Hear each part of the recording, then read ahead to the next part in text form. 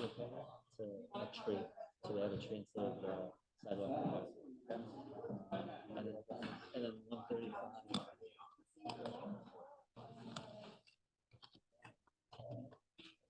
then 135.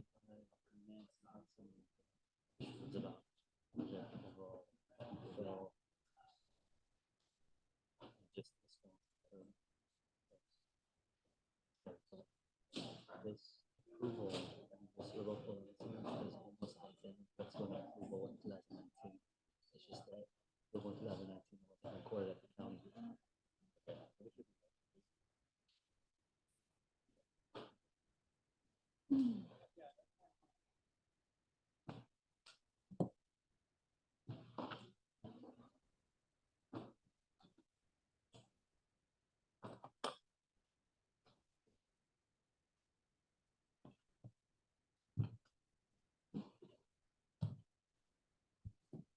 Evening at 6:30. Let's call to order this regular meeting of the Belvedere City Council.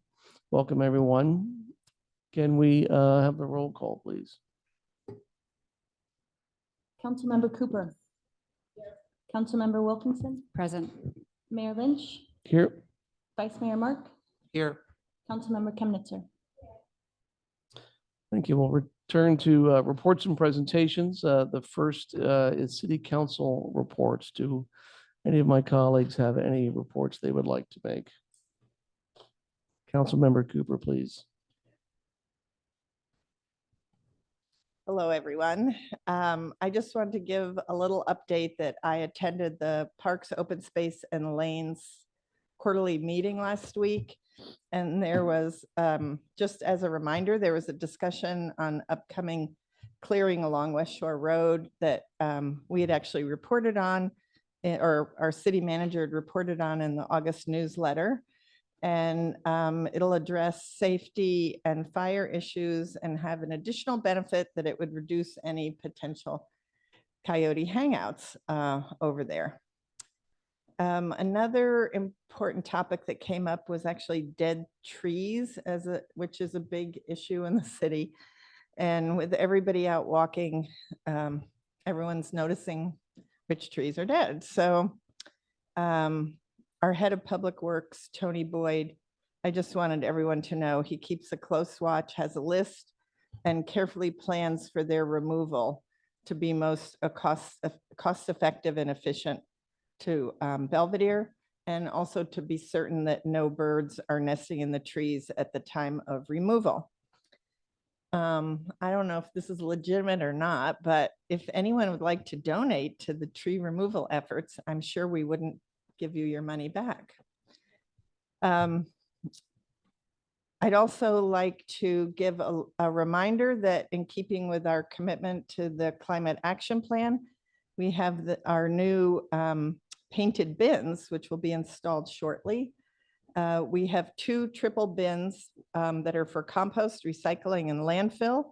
And Belvedere resident, and not sure about better half, but of Larry Binkley is Kathy Huber, who developed this wonderful project in conjunction with Zero Waste Marin. The bins highlight children's artwork from Bel Air, Del Mar, and St. Hilary's, both Tiburon and Belvedere's children. And a peninsula-wide event will take place at the Fountain on Main Street in Tiburon on Sunday, September 17th at 4 o'clock. So everyone's invited, and it should be a fun event. That's all I have. Thank you. Do any other council members have reports? Councilmember Chemnitzer. Just briefly, I have been elected to the Marin County Committee on School District Organization. This committee for District 3. So District 3, we're in Southern Marin. That's Supervisor Stephanie Moulton-Peters' district. And this committee oversees the district boundaries for our public school systems. Congratulations. And thank you for that report. Any other council reports? All right, seeing none, we'll open the matter for public discussion, public comment.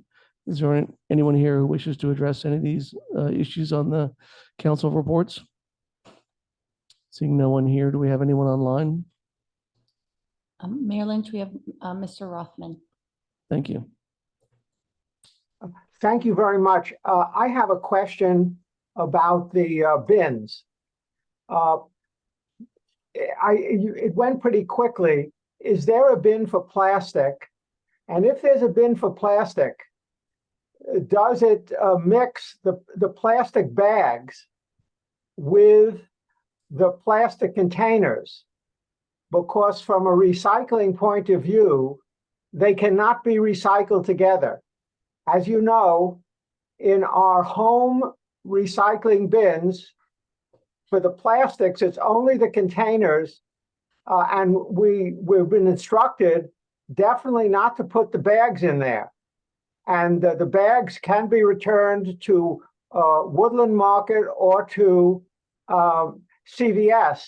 But I'm curious, what will, if they get mixed at the city bins you're speaking of, they just won't be able to be handled. I didn't catch that from the presentation. Thank you, Dr. Rothman. Councilmember Cooper, do you know the answer to that? Can you give a brief answer, or we can? I can don't we- really have a complete answer for you. I do know that each of the bins, compost, recycle, and landfill, those are the three, each of them has a very detailed picture on the front, which instructs everyone on what's possible to go into each container. Thank you. And thank you, Dr. Rothman. Do we have anyone else online wishing to address this agenda item? I see no other hands raised. Thank you. We will close the public comment and turn to agenda item 3B, the city manager's report. Mr. Zadnik. Thank you, Mayor Lynch. I do have a few comments this evening. I want to start off by thanking the Belvedere Community Foundation for its generous donations to our city over the years. Most recently, the BCF approved a grant for the city's purchase of 3 wireless-based wildlife trail cameras that are currently being used to spot coyotes coming in and off the island. This year, the foundation has also provided grants for the installation of new handrails on Upper Cedar Lane and for sponsoring the Block Captain Spring Training event that was held in June. So simply put, the Belvedere, I think, would look quite a bit different if it wasn't for their support. Again, we want to thank them for making Belvedere a safer and better place. You may have noticed that on the consent calendar is an authorization to approve a contract for additional road improvement work for the current 23-24 fiscal year. This work includes a complete grind out and repaving of Belvedere Avenue from Pine, which is near the Gans property, all the way down to Beach Road by the Lookout area. This contract also includes grinding and placing new asphalt at about 50 locations throughout Belvedere where the asphalt is damaged beyond repair. So I want to give a big thanks and shout out to Tony for his work in initiating this and in keeping our streets in good shape. The plan is to begin this work early in the fall, assuming our weather holds out. And then finally, I want to highlight that the city has been awarded a $65,000 grant from the state's Housing and Community Development Department. This is related to the Local Early Action Planner, or LEAP grant, that is intended to help offset some of the costs associated with the 6-cycle housing element. Last year, the city also received a $20,000 grant under a related REAP grant program. While these $85,000 in funds don't come close to fully paying for the cost of implementing the 6-cycle housing update, it still helps our bottom line and I think is noteworthy. We do have 2 other presentations this evening on the agenda, so I'll go ahead and end with that. But I'm happy to take questions if there are any. Thank you, Mr. Zadnik. Do we have any questions for Robert at this time? Just real quick, because you brought it up, I was curious about it in the agenda item you mentioned about the paving rehabilitation. You've spoken in the past about a objective measure of the status of roads. And when these are presented, it'd be valuable to update the council on that status of where it is currently and what it would be subsequent to the improvements themselves. It's a good comment. We've never had the request, but I'm sure Tony or myself will be happy to provide a thorough analysis of where our roads are currently. Any other questions for Mr. Zadnik right now? Thank you. Seeing no further questions, I'll open it for public comment. Is there anyone here who wishes to address this agenda item? Seeing none, is there anyone on Zoom? We have Mr. Rothman. Thank you. Thank you very much. The ARC had an article about a month ago that the money that had been spent for the housing plan had been $400,000 to the EMC Corporation, and now an additional $189,000 to the new people. I'm sorry, I don't recall their name. So that's about $600,000. And I gather that the grants, total grants, are $85,000. So that's the whole lot is coming out of the city, not covered by the grants. And I was very disappointed that the $400,000 plan that the consultants came up with was rejected. It's like it's $400,000 for nothing. I think many residents would be concerned about that. They'd be concerned even if a larger portion was covered by grants. But when such an infinitesimal amount comparatively is covered by grants, I'm sorry, people might wonder whether you picked the wrong consultant to make a $400,000 plan, well, that didn't fulfill the bill. Thank you very much. Thank you. Do we have anyone else on Zoom? I see none. All right, we'll close the public comment. And we'll turn now to agenda item 3C, which is the Marin County Commission on Aging report presented by our Belvedere representative, Larry Binkley.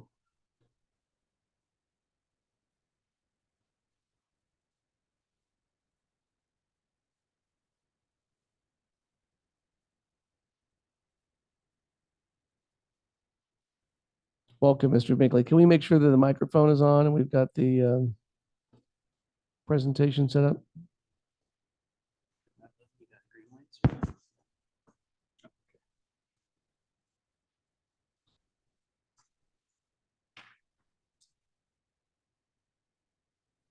First of all, I'd like to thank you for selecting me as Belvedere's representative to the Marin County Council on Aging, and start with a brief description of the commission.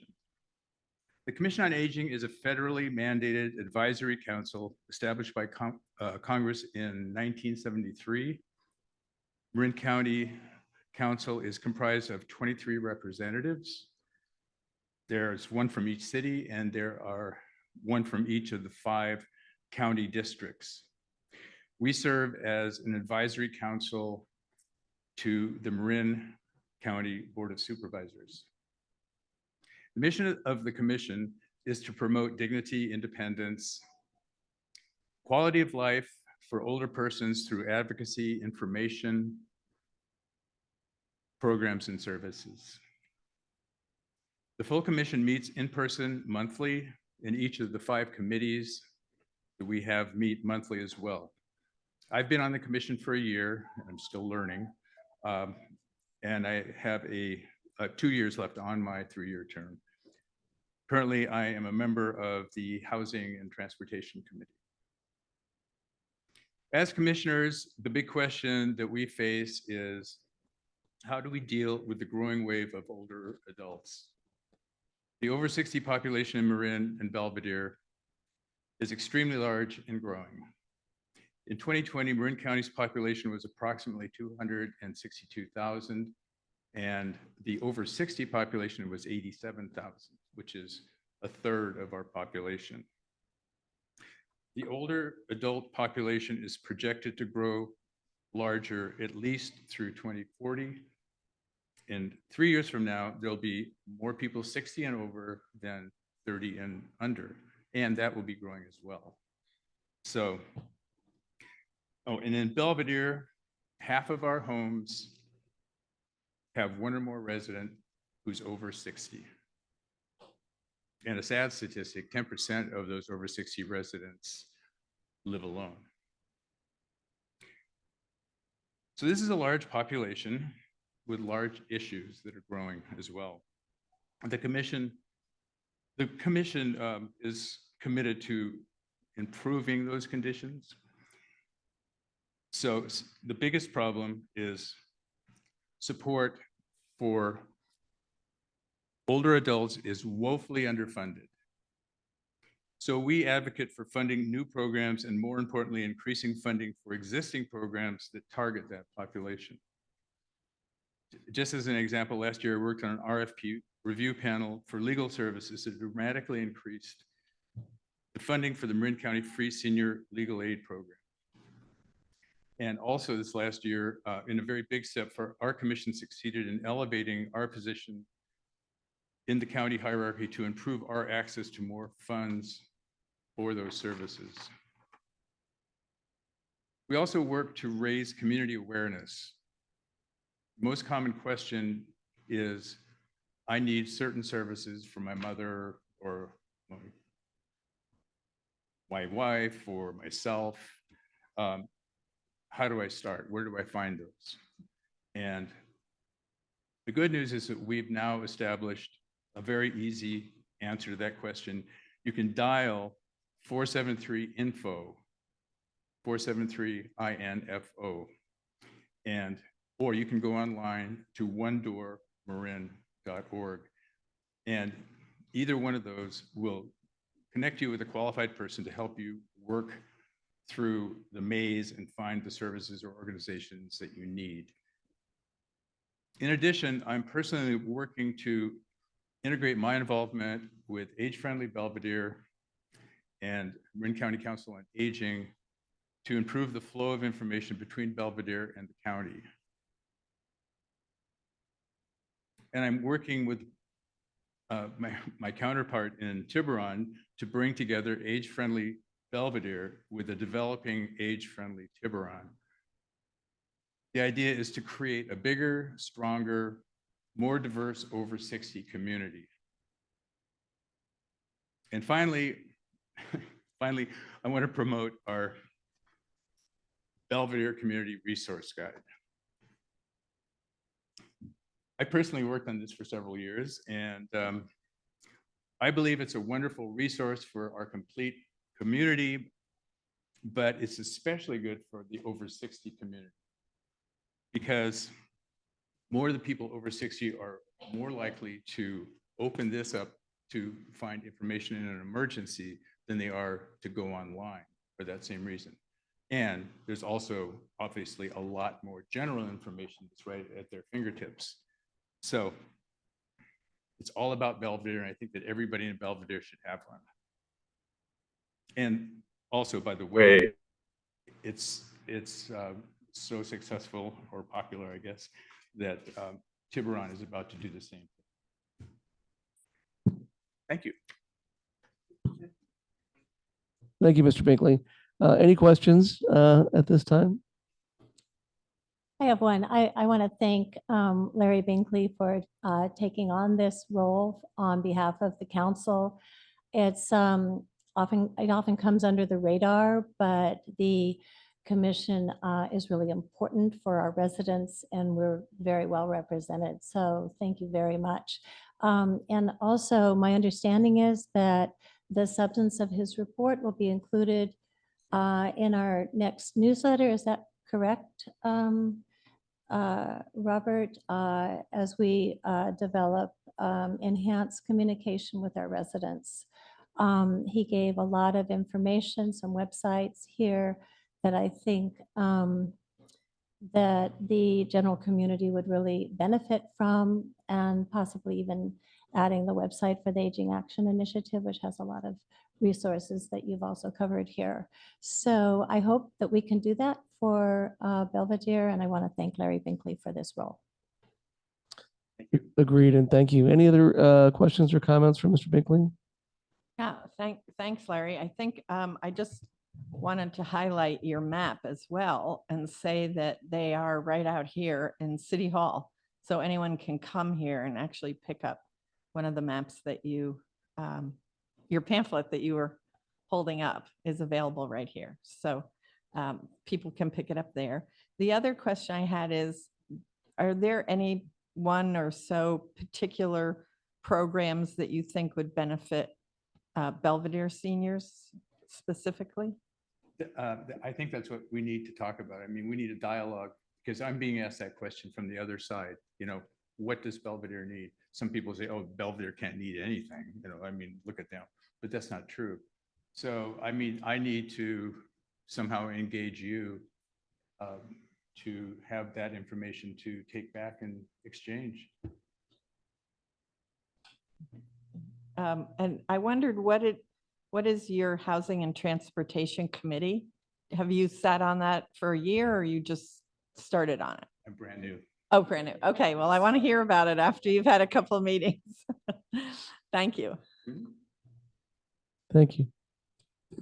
Larry, I just have one request. As we're developing our new website, we have a section on age-friendly Belvedere, and it would be great if you could, if I can have you to review that and provide any additional resources that you think might be useful to add. Sure, I'd be happy to. Thanks.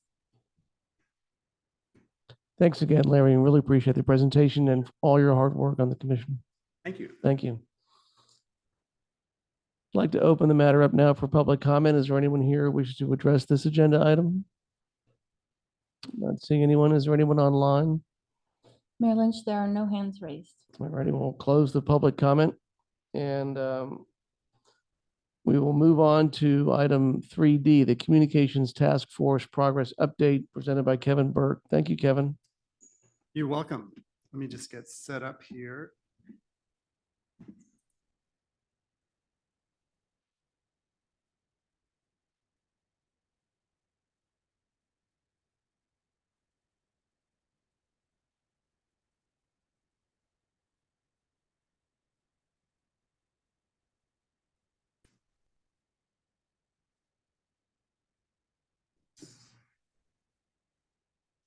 That. One more time. There we go. So thank you, Mayor Lynch and council members. I'm here to present an update from the Communications Task Force. I think as everyone knows, I think this is our third update to the council. The council set in at their planning meeting in 2023, improving communications among residents is a key priority. This task force was created to assess those communications and recommend improvements. On that task force is Council Member Cooper, Wilkinson, Resident Linda Bine, who's here with me tonight. Also Shane Steele, who's not here with me tonight, and then also Robert as well, representing the city. The task force identified several key communication pillars that we believe are critical to improving communications between the city and residents. There's a list here on the presentation. Things like this meeting itself, council chats, which is something that was started a few months ago with great success, resident and city council one-on-ones, which I know many of you do on an ongoing basis, other public meetings, resident and city staff one-on-ones. What we also discovered through our research is that's a core piece of the communication connection between residents and the city itself. It's people actually just coming in or calling on the phone and having one-on-one interactions. Resident feedback, making that easier, ensuring that we're responding in a meaningful and timely way. An e-newsletter, e-blast, other outbound communications, and then also the website. Today, we're going to focus on two of those pillars that carry a lot of the weight in terms of that communication, the new website and the newsletter. This is our process that we've been following. I've shared this in the last two meetings, and we've continued to highlight things in green as we've made progress. We're now at the stage where we're ready to implement. We'll be doing that at the end of this month.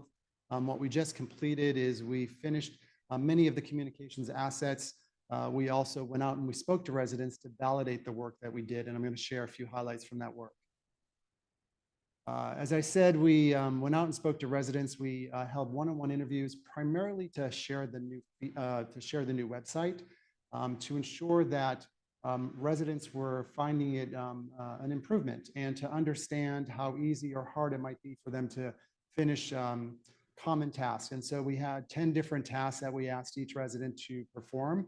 For instance, let's say you wanted to contact a city official, how might you do that? And then we would watch how they proceeded through the new website and how easy or difficult that might be. And then we discuss questions or issues or opportunities. We did that for planning. We did that for how to contact the police, how to report an issue, a number of different things. What we found is overall residents were very positive about the new website. They found it easy to use. They felt the design was clean and simple. I don't know if you've seen it. I think some of you have already seen it, but we use a lot of iconography in it. They found that very helpful. It was very telegraphic as far as they were concerned in terms of what they were looking for and how to get to it. They liked the new logo. They thought it was fresh and a better representation of the community.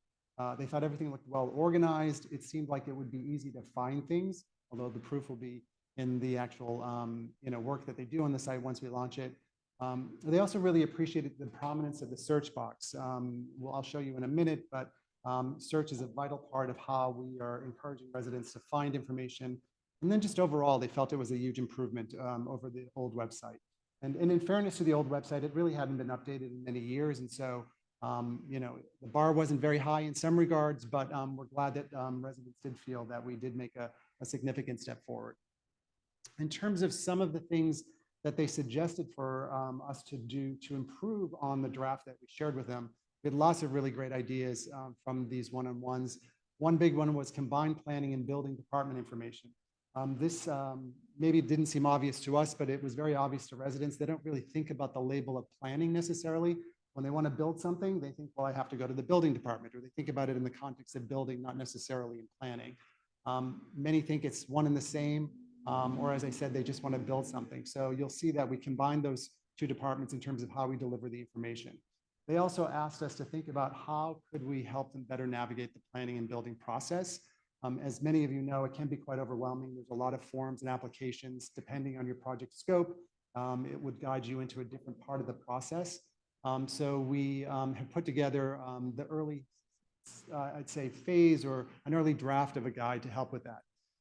They also, this was interesting, they said that if they were looking for something that was really newsy or urgent or timely, they wouldn't necessarily go to the website, or they wouldn't think to go to the website. Oftentimes, they would turn to their neighbors. So word of mouth is very important. So we need to think about how can we use that. And I think the e-newsletter and e-blast will help us ensure residents have the information so we can fuel word of mouth.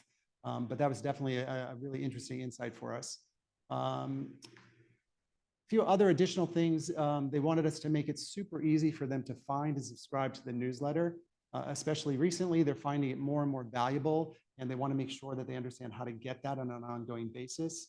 How to find common topics like meetings, agendas, which in fairness to the old site, that did that fairly well. But some of the things were a little bit more difficult to find, like, what do they do about a tree if they were concerned about trimming or removing or permits or painting.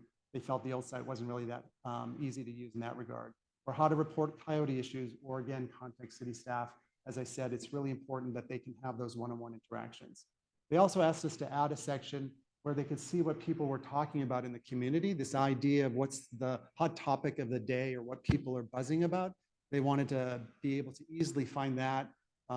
Emergency preparedness was an opportunity for us as well. The old site didn't have one stop where they could really find all of the programs and information that would be important from that perspective. And then one last thing, which was really interesting, and we aren't going to have this for launch, but it's something to think about for the future, is they were suggesting we have a section just for professionals or tradespeople like architects, landscapers, and so forth, because a lot of that, or a lot of those people are interacting with the city on an ongoing basis, and they felt this might be a good way to help support them and help them navigate the city in a more efficient way. Let's see. So now I'm going to take you through, if technology is on my side, a quick demo of the site. Bear with me for a moment.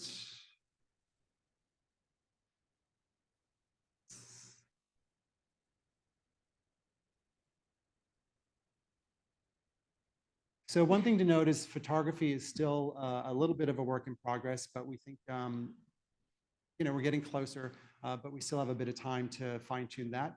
But this is what a resident would see when they come to the city homepage. As I said before, search is really central to how we want them to navigate the site. That being said, we know from our research that they want to be able to get to popular topics really quickly. So we have these hot links on the homepage. You know, if they're interested in an upcoming public meeting, as I said before, they're interested in what people are talking about. So if they click on this, it'll go to community and you'll see the top 3 topics that people are talking about right now in the city, things like Mallard Point or the housing element or Coyote. If they have an issue that they want to report or just want to provide feedback to the city, there's now an easy way for them to do that. You click on this button, and it'll take you to a form that will allow you to get that information into the city's hands really quickly. And again, as I said, they want to be able to know how to subscribe to the newsletter. So that's on the homepage as well, and very easy to access. Latest news, although you can see here, we sort of de-emphasize that just based on resident feedback. It's really not a big feature for the site as it stands today, but then also events are on the homepage. The next important section is the city. And so this is where residents would find all things city related. So we have here, you know, the staff directory, which again, as I said, is something important for folks because they want to be able to get in touch with people, information on public meetings, city officials, our codes and policies, although not many people really were clamoring to get their hands on those, in all honesty. I know, Jim, I don't know why. Maybe if we did it Ridiculous. code on tape or something, or a podcast, maybe that might do better. And then applications and then maps, things like evacuation maps and other resources for them. The next section of the site is departments. And so these are the key departments in the city. Each of them have all been rebuilt and streamlined. I should say part of our process was also spending one-on-one time with all of the department heads as well as the broader staff, taking them through any section that they were, you know, relevant to and getting their feedback. And we had pages and pages of notes. Their feedback was hugely helpful, and we evolved the site quite considerably based on those one-on-ones. But let me just show you quickly planning and building. Here is the redesigned planning and building website. And as I said before, we have created what we hope is an easier way to help navigate that process. There's a how-to guide, which I'll click on that. This was really leveraging a lot of early work that Councilmember Mark and a subgroup had been working on in terms of planning. But here we outline the different phases: plan development, design review. We explain what it is. We give people hot links to the relevant forms and information if they need more information, building review, and then construction. We really tried to boil it down to help people, you know, walk through that process. And so, you know, we'll see how it goes. I mean, what's great about this platform that we have moved to is it's very easy to update. So as we get additional resident feedback or we have new information that we think would be helpful, we can update it. Just a couple of other quick show and tells under community. Here are those hot topics that I mentioned before. We also have information on important community groups and information. Another thing that also came from the research is folks wanted to know how to, hold on, I'm having a little trouble with the mouse.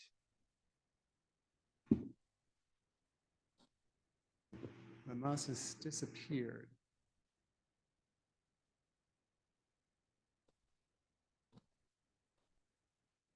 They were like, you know, I'd love to be able to find a way of getting answers to my questions in a quicker fashion.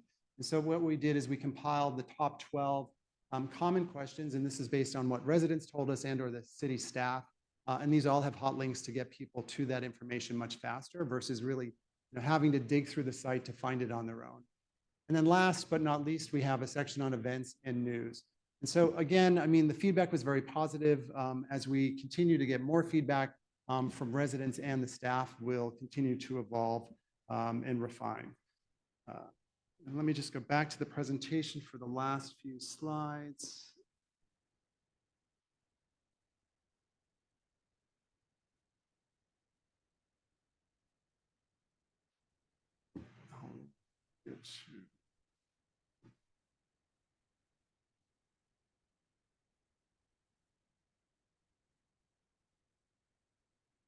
Sorry about this.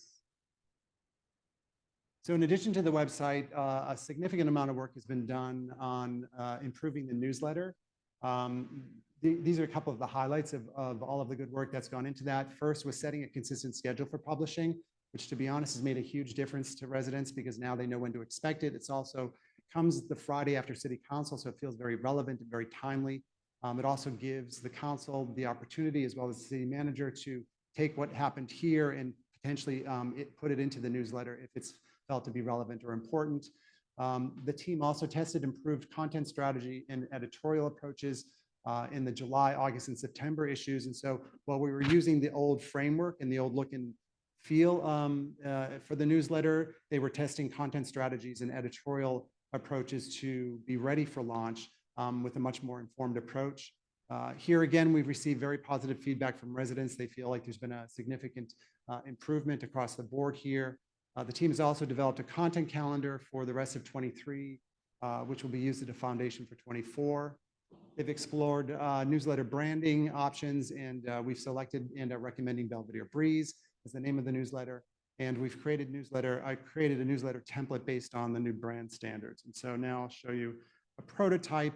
This was essentially taking the July newsletter that already went out and putting it into what will be the new format to give you a sense of what it will look like. And so this is how it would be served up on mobile and on desktop. So next steps, we're in the process of finishing our city staff meetings. We have a few more one-on-ones to happen, and web orientation, we'll finish that by 9/14. City staff training on the website software platform will be happening by 9/21. We're doing a pre-launch meeting with all city staff, dates still to be confirmed, but we want to make sure the staff is feeling completely empowered and in the know before we launch anything.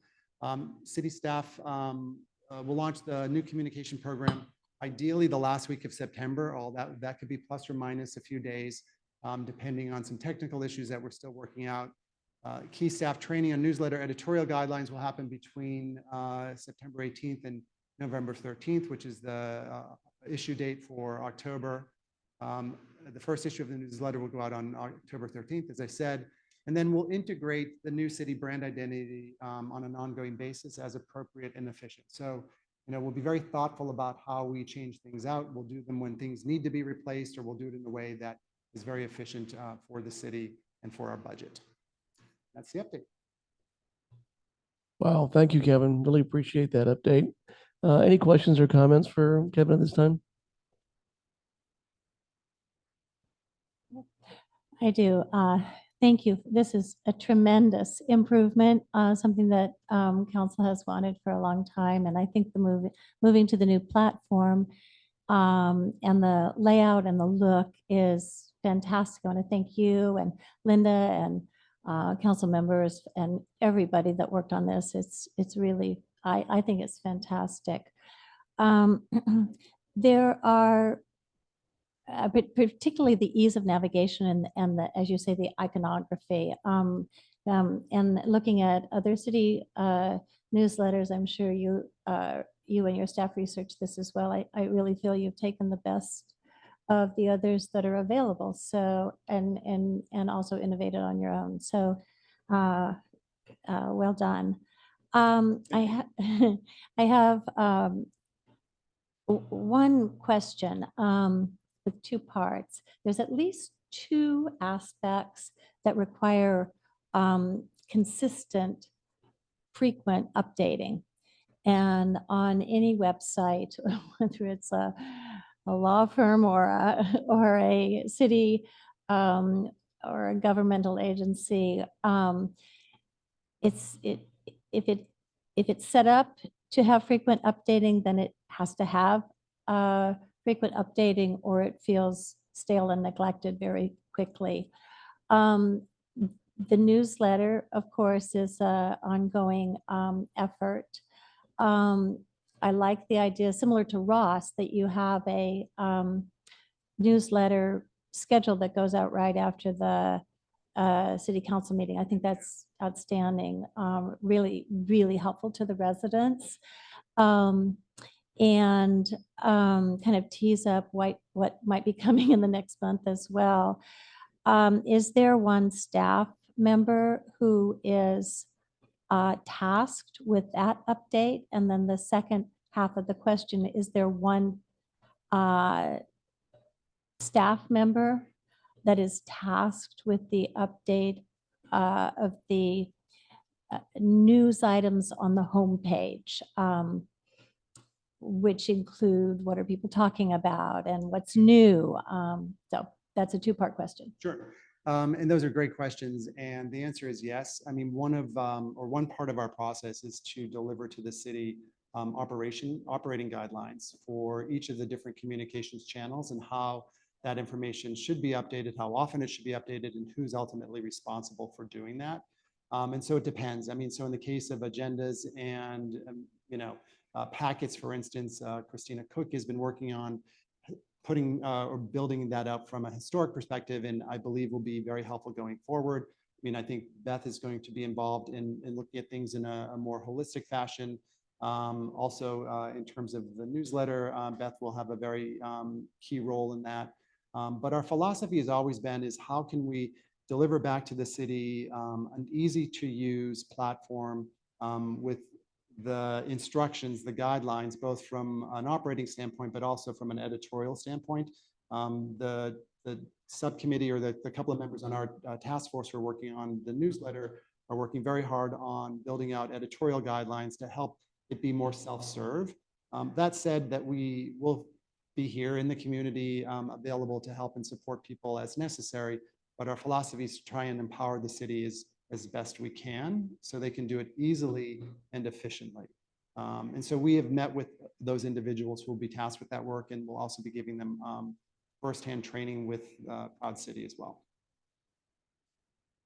Thank you. So in other words, there are designated staff members tasked with these updates, whether or not they rely on some volunteer work or not, but we're not relying on volunteers to be doing this. Is that correct? That is correct. Okay, thank you. Yeah. Yeah, thank you. Kevin, absolutely. Just wanted to thank you and congratulate you and the rest of your committee and the council representatives. Fantastic work, as well as a fantastic presentation, which gets to my question. Those who follow and who are actively involved will see the launch of the site, will see the launch of the newsletter, but there's a much broader community out there. How is the community going to know about the website? And if they're not subscribed to the newsletter, how will that get out there? Good question. We talked about that in our most recent meeting. So the newsletter or an announcement will go out through the newsletter or an e-blast when we launch to all residents. We're also exploring other options, for instance, using a postcard. But again, we want to make sure that we're being mindful of budget. And so, we're thinking of those two really as the primary mechanisms. I mean, you'll still be able to go to, anyone who's going to search for the city website will then discover it. But I mean, our goal is to give them the right context so they understand why it's changed and how it's changed. So again, we're thinking about both of those channels. And we're also open to suggestions. If folks have other ideas, we're happy to hear them. Kevin, I just want to add my thanks to you and the entire task force for really incredible hard work and the speed with which you guys have done it starting in March. It's really quite remarkable. So thank you. I had a question about how we would measure the success in addition to the one-on-ones you've done and the feedback about the design and utility, say, of the website. Does the website platform itself generate data so we can see number of users, number of clicks to get, to the last button they need to be on? Are there metrics like that? And then same for the newsletter, are there take rates that we measure and open rates and that kind of thing? Yeah, the answer is yes on both. For the website, the Proud City is the platform. So they have basic information that we'll get from them. But in addition to that, we'll use Google Analytics. And so we'll be able to look at things in a much more precise way using Google Analytics, Be Honest versus Proud City. And what's good about that is we can compare it versus prior years. We have Google information for the existing website as well. For the newsletter, we use Constant Contact currently, and that does give us some information, not a lot. It gives us opening rates for sure, and that's an important part because if people aren't opening it, then they're not getting the information. But we don't, or Constant Contact doesn't have a lot more beyond that. That's really that helpful. And so, we're going to think about, exploring Proud Cities CMS platform. I mean, that's an add-on that we could explore, which might give us more information. So again, I think there's more work to do to understand how to get more data on the newsletter. The website, it's just a little bit easier because it's more off the shelf. Terrific. Kevin, can I add to that? The website also has a nice feature that it lets you do surveys. And so we can easily design surveys, link there and get feedback on anything we want to ask the community. Yeah. Terrific. And I don't know if people noticed, but I should have pointed out on the site right now, when it launches, there's a violator across the top of the homepage, which says, please provide us with feedback. And so, we're going to be pretty aggressive about trying to continue to get feedback on the site so we can make, revisions on the fly. Wonderful. I just want to say that I feel lucky to be on such a great team. Certainly, you've seen Kevin and how wonderful he is in public, but we also have Linda Bine and Shane Steele that you don't see and hear as often, but have made huge contributions. And Sally hasn't spent any time on this at all, so she doesn't get it. She gets no thank you at all. No. Obviously, the opposite. So thank you to everyone. I think the only comment I wanted to make is that, we're so happy with the website and the newsletter, but really they're just the tools that are the start of this. And we still need Kevin's list, I think, is really important. We need to remember that real communication, while we hope people will certainly use the website and read the newsletter, it really does come at our city council meetings, at the chats, when we're out walking, at the store. We have so many wonderful committees and commissions that all provide, and especially our city manager, who are all available and ready and able to provide a lot of information and bring information back to all the different committees. So I guess I just wanted to say thank you, and that also to remind our citizens that there are a lot of ways for them to share their comments and ask questions. So thanks. Thank you. I'm just going to add a huge thanks to Kevin. I don't think people appreciate how much of a lift this has been for him in particular, who's really led a lot of this. And I also, most cities just do this as a sort of out of the box product and they all copy each other. And I think we've built a really unique platform that is very specific to this community. I mean, Kevin's gone out and met with so many members of the community and completely changed the navigation to be unique to our community and how our community uses a website. So I think it's a best in class. I really do. And so thank you to Kevin. Thank you. Thank you for all your partnership on it. Thanks again, Kevin. Really appreciate it. Great presentation. We'll open up for public comment now. Is there anyone here who wishes to address this agenda item? Seeing none, is there anyone on Zoom? We have Adam Gabser. Terrific. Thank you. Hello. I think I get 3 minutes to comment. So I want to take the first minute to have a resounding ovation, roaring applause for the whole team effort on this project. It is an amazing group of people coming together to work on this. And now I'll take the second minute to have a resounding ovation for both Kevin and Sally, who I think have brought amazing leadership to this project, sharing their insights, really coming at it with a place of wanting to learn what's best for this community.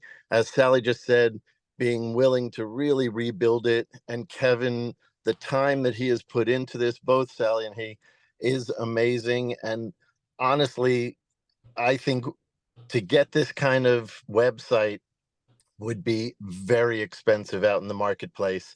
And to have a team as thoughtful and caring as we've ended up with, I just think this community owes a great debt of gratitude to Sally, to Kevin, and to the entire team that have worked on this. And I still have a minute 43 for a resounding ovation. Thank you, everyone. Bye. Thanks, Adam. Is there anyone else on Zoom? We have William Ruffman. Thank you. Thank you very much. I want to give a resounding ovation too, but I see one problem. And I hope I understood the little boxes. But one of the boxes on the website, I believe, is for people to express themselves about hot issues involving what were described as hot issues involving the city. And then other people could read their comments on the website. There's an old saying, be careful what you wish for, you might get it. And not like what you get. When I think about the concrete example of the recent Measure D project and the, I don't even call it hostility, anger on both sides that went back and forth in the letters to the editor of the ARC, I frankly would hate to see that on the city's website. And sometimes, and perhaps appropriately, there have been times when, in my case, I had some objection to what a staff member had done with respect to the playground and that it was hiding things and stuff like that. And in a letter to the editor, I mentioned that, and I mentioned his name, as I did at the city council. Now, I can see a very, very messy situation where somebody puts on the website that so-and-so, the city manager, is covering up for such and such. So although I think that just everything else that was presented is really beyond wonderful, I would be very cautious about making the city website a time when people can express hostility towards things that the city may be doing. And then the question comes, is the city censoring what's on the website because they don't put those things down or they don't put names down or whatever? I won't, again, a standing ovation, but I would be cautious about that one aspect. Thank you very much for your attention. Yeah, I'd love to comment on that. So the website is intended to bring people together and provide information and not to stoke discontent. So the report and issue or provide feedback is for community members to directly provide feedback to the relevant staff member through a form. There is no public comment section, which would be very atypical for a public city website. Thank you. Madam Clerk, do we have anyone else on Zoom? I see no other hands raised. Thank you. We'll close the public comment. Thank you again for the presentation. We move now to the consent calendar, the procedure for which is described in the agenda. Is there anyone who, well, actually, let me open this up for public comment. Is there anyone here who wishes to address any item on the consent calendar? Seeing none, is there anyone on Zoom wishing to address any item? I see no hands raised. All right, let me ask, we'll close the public comment. Let me ask my council members if anyone wants to remove any item from the consent calendar. Robert, can you just remind me if I'm absent from a meeting, do I just abstain from the minutes, or how does that work? I don't remember. Yeah, abstaining is fine. All right, Councilmember Cooper. I had some questions about item 4H, which is the road resurfacing that Robert spoke about and that I think Tony also has information on. So, All right, so we'll remove that one from the consent calendar. Thank you. Anything else? I had some questions about 4F, but it wouldn't change my vote. We've had Let's- some conversation about whether we can ask those questions or whether it should be removed. I think as a matter of procedure, we've agreed that we should remove those items from the consent calendar. Thank you. So 4F we'll then, remove 4F and 4H. Anything else that anyone would like to remove from the consent calendar? Seeing none, I'll entertain a motion on the remaining items. That is 4A, B, C, D, E, and G. I'll move to approve the consent calendar minus 4F and 4H. Is there a second? Second, Thank you. All in favor, aye. Aye. Any opposed? Hearing none, it passes unanimously. And let's turn now, if we may, do we do individual consent next before we go on to other scheduled items? Yeah, we can stick with what you're proposing, go to 4F now. Okay, terrific. Let's do 4F, which is a motion to approve a response to the Marin County Civil Grand Jury Report. Can we get a brief overview, or maybe can we just ask questions, Councilmember Kevin? My only question concerned F2.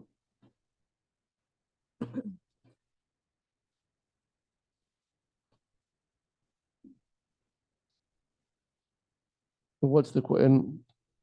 So, so F2 states many homeowners lack information, knowledge about ADU development, and Marin's jurisdictions are not always helpful. The city of Belvedere partially disagreed with this finding, and I had some questions about that. Has the letter already, have our responses already been served, and are we being asked to approve them retroactively? Or is there still time to amend that response? In which case I will suggest an amendment. Yeah, they have not been served. This is a first draft that you're seeing tonight. I will say we don't have a lot of time. I think they're requesting responses from all agencies by mid-month or so of September. However, this is an opportunity to discuss it. If you'd like to make an amendment or propose an amendment, or just have a clarifying question, we can try and address that now. The amendment would be very simple. We say it is not accurate. I think it is accurate. I think our response, our continuing response reflects that our actual response is that it is accurate. It says are not always helpful. And then we say, although some information is technical and may be difficult. So the second part of the statement contradicts the first. I think what is meant there is that it is not always helpful, but this is what Belvedere is doing to make it better. So I would say, I know we partially disagree, but I would say it is accurate in that some information may be technical and difficult for homeowners to understand. And then I would say, to improve this outcome, Belvedere is doing the following. Our planning staff are available to meet, et cetera. The city's website offers information. I would add the city's newsletter, which we've just been discussing, contains additional information. And the reason I think this is an important part of our response is that it should be absolutely consistent with what we are telling HCD in our housing element draft, that we are incentivizing this in all appropriate ways. So I would suggest that amendment, and otherwise I would approve the responses. Thank you.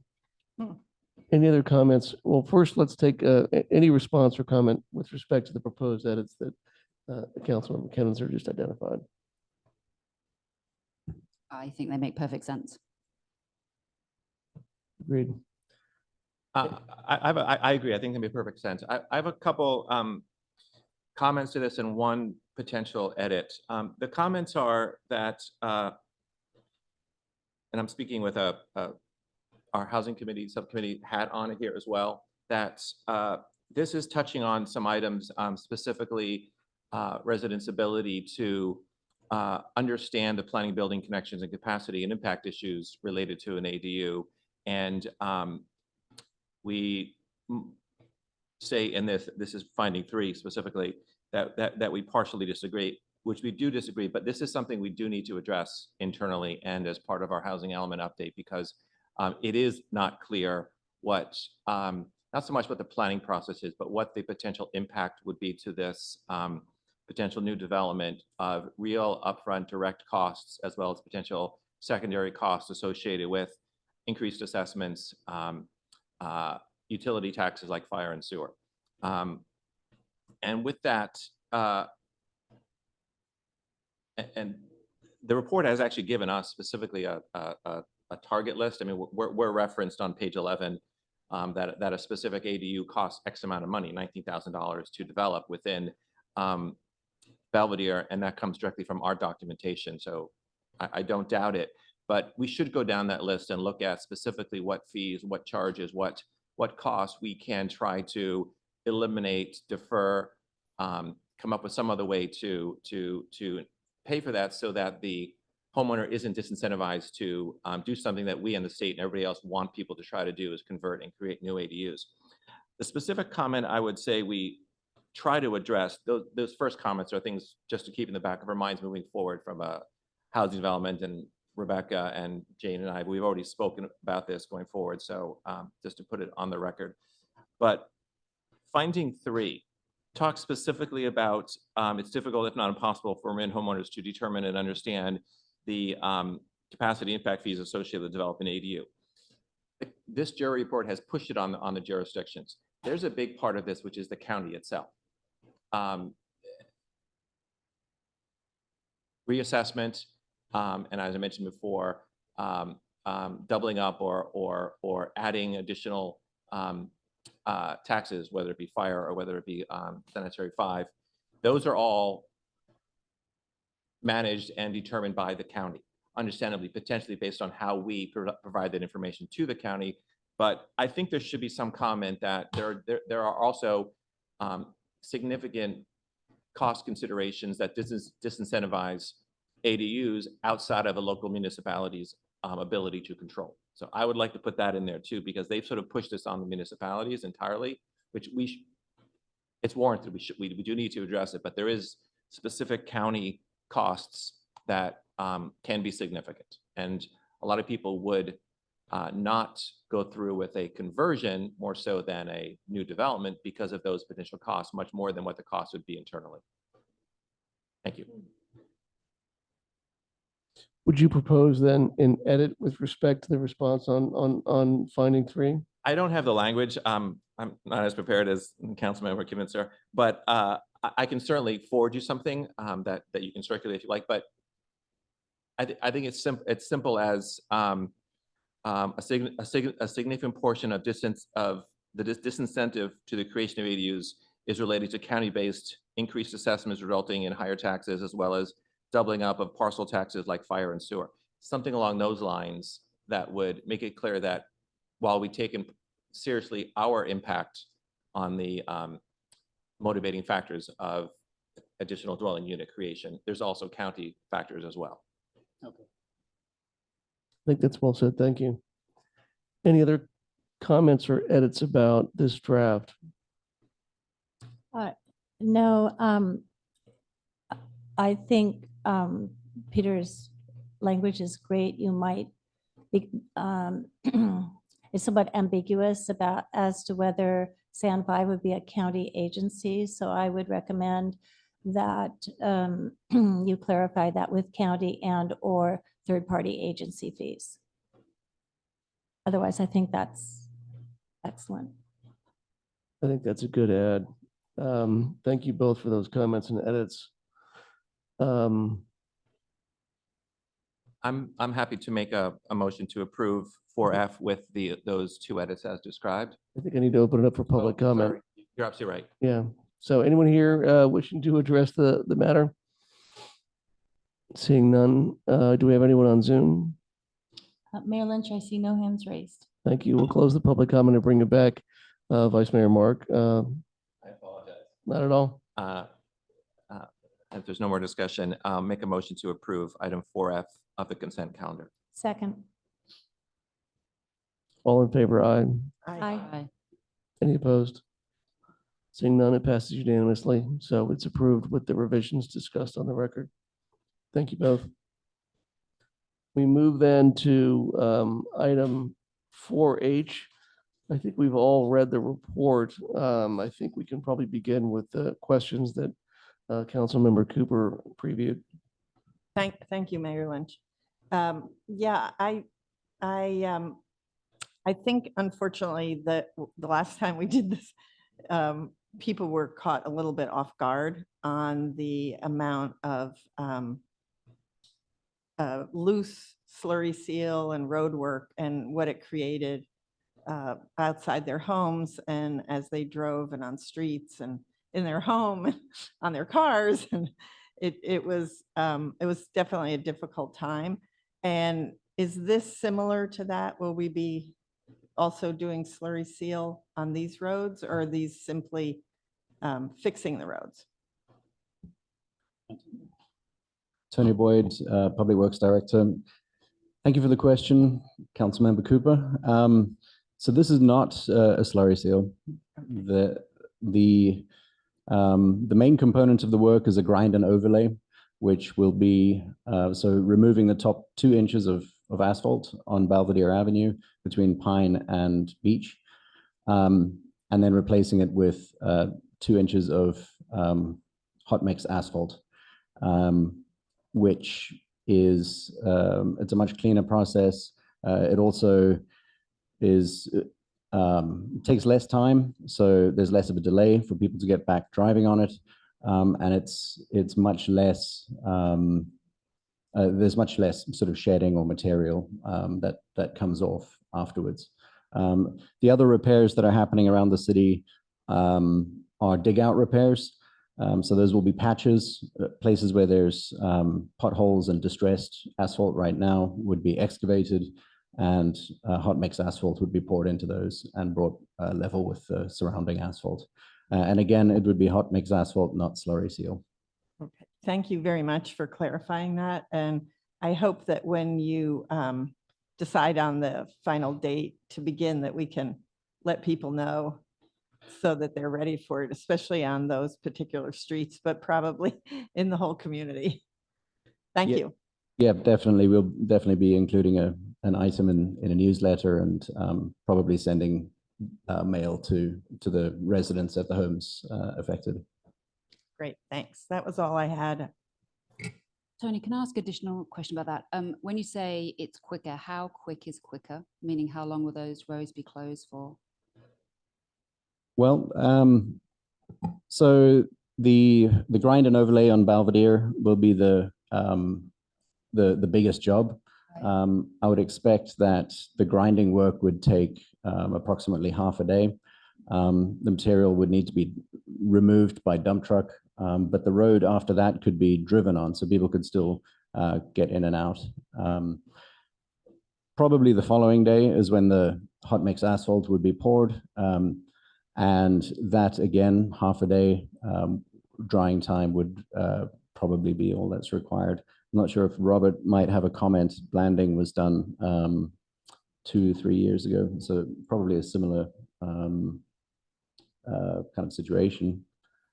Yeah, like Tony said, far less, I guess, impactful to the neighborhoods, a far less messier job than slurry seal is. And I would think a half a day or so typically is what it would take. If it ends up taking them longer due to weather, then usually they'll do half the project, open up the road for that evening, complete the other half when the weather improves. So I only have one suggestion, which is I know that a lot of people were critical of the slurry seal, but I certainly witnessed people driving through roads that they shouldn't have been driving through when the signs were still up because it was still drying. And I don't know whether it might be worth having a little bit more manpower when those roads are actually closed to make sure we don't have that happen again. It's a good suggestion. And again, I think it's probably much more doable with a project like this, where we have one section of street that's sort of being intensively worked on. The slurry section was on, the slurry seal was all over the city. So yeah, the contractor and crew were, yeah, just leaving, one or two in places, signs, and yeah, I can see how it may have led to confusion. That's being polite. Can I follow up on that real quick, Tony? One other thing that I would think characterized this, not significantly, but it did happen certainly up around Golden Gate, was that the contractor, you guys publicized the times within which the work would be done. Contract actually got started earlier, which threw a lot of people off because they were trying to get out by 8 a.m. when it was supposed to start, but they got there at 7:30 and they started laying down the road work, which was problematic because people took you guys for your word that you're going to start at 8 and would therefore be able to get out by 8. So I'm just saying, as much as the contractor wants to get started, they're there early, they want to go, that's all wonderful, but you got to be careful with that going forward. Thank you. And yes, very, very important point. In fact, on both days, we had to stop the contractor from starting early. And on the second day, we also had to realign them with the route that they had said that they would be taking. It seems that different contractors sort of need closer supervision. But we definitely learned a lesson with this one, and we'll be keeping a much closer eye on their activities. I'll also point out one additional comment that it's a common theme that all departments, all cities have when it comes to slurry sealing. It is not an easy process. And like Tony pointed out, you're doing multiple roads, thousands of linear feet on different streets, sometimes in a single day. Every city ends up having similar issues where you have impatient residents going out there and driving on that wet slurry seal material, just not obeying the signs. There's a lot of variables involved and it's really hard to manage. So again, not just a Belvedere only issue, this is kind of across the county and really any city that deals with slurry seal annually. I think process and sharing the information ahead of time as much as possible should help, or at least should be better. Always room to improve. Yep. Any other comments on this issue? I'll just say with respect to the last slurry seal process we went through, I wasn't aware that there were people driving on roads when they shouldn't have been. I wasn't aware that the contractor started early or was working on segments of roadway that wasn't scheduled. I personally thought the communication by the city was pretty good because recall everybody had to be notified of what roads they could drive on and what roads would be closed and when. And so if you were going to be blocked in, you had to move your car and plan ahead. And there was, I thought, tremendous communication about that. I thought it was very effective. It was inconvenient, but I thought we were very well informed. And then it rained, right? And they had to redo the whole thing all over again and bring the contractor back. And so I appreciate all the input. I think it's important. Obviously, the better communication, the better. The more and tighter communication, the better. But I want to commend our team at City Hall for what I thought was effective communication twice because of the weather change. And I will not comment on the effectiveness of the contractor. So we'll leave it at that. We need any other comments about this? I'll open it up for public comment. Is there anyone here who wishes to address this agenda item? Not seeing any. Madam Clerk, do we have anyone on Zoom? Mayor Lynch, I see none. All righty, we'll close the public comment and bring it back then for a motion if there is one. I can make the motion to adopt and approve the contract for 2023 pavement rehabilitation project phase 2. Thank you. Is there a second? Second. Thank you. All in favor, aye. Aye. Any opposed? Seeing none, it passes unanimously. We move now to the individual consent calendar, item 5A. This is a motion to adopt the resolution 2023-38 approving 312 Beach Road construction time limit penalty. I need to recuse myself from this motion because I live within 500 feet of the property. And if there's a motion, I think I can stay here and not leave the room. I should leave the room. Very well. Vice Mayor Mark. Okay. Thank you. Are there any public comment or anybody interested in removing this? Madam Clerk? I see none. Any member of the City Council have questions or want to remove this from the individual consent calendar? Seeing none, I'll entertain a motion for item 5A. I will move that we adopt the resolution approving 312 Beach Road construction time limit CTL penalty. And as a part of that motion, I would like to state that I'm so moved for the reasons supporting the motion at the August 14th City Council meeting. Second. That motion. Sally was, Councilmember Wilkinson wasn't here, so I'll vote for remaining people. All in favor? Aye. Aye. Any opposed? No. Item passes. Mayor Lynch, please return.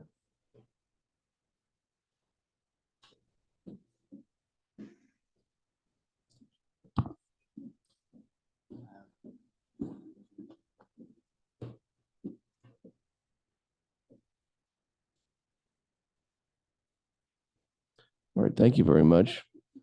That brings us to agenda item 6, other scheduled items. The first is consideration of a revocable license for private improvements in the public right-of-way along Belvedere Avenue for the property at 135 Belvedere. And do we have a staff report, please?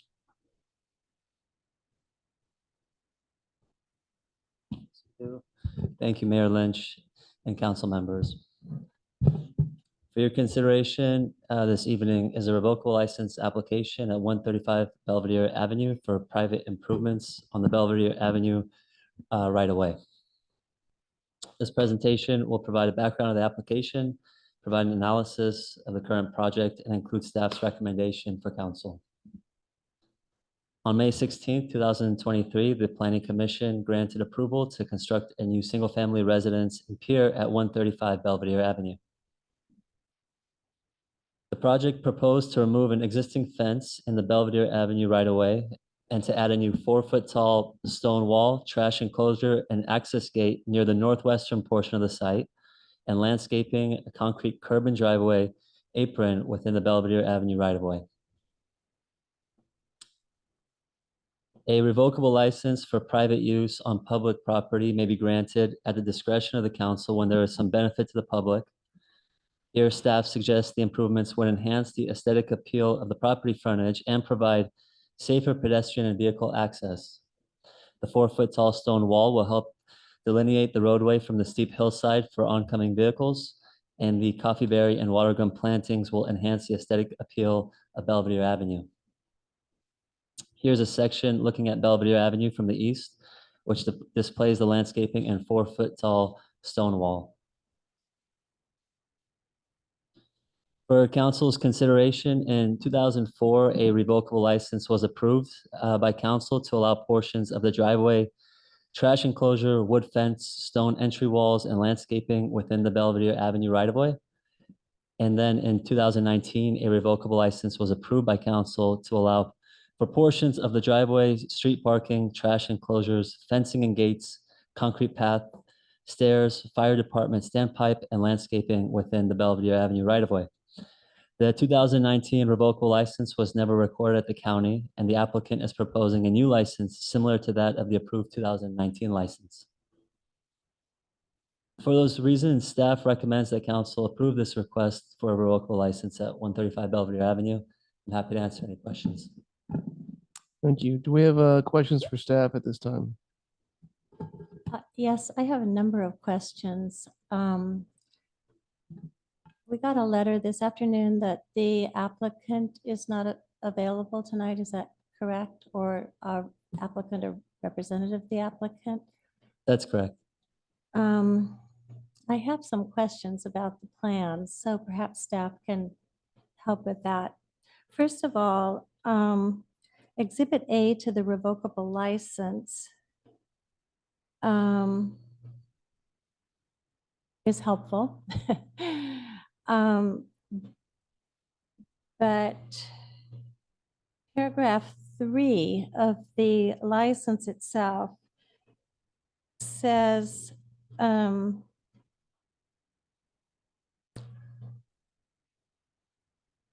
paraphrase that the license is specifically pursuant to approved plans.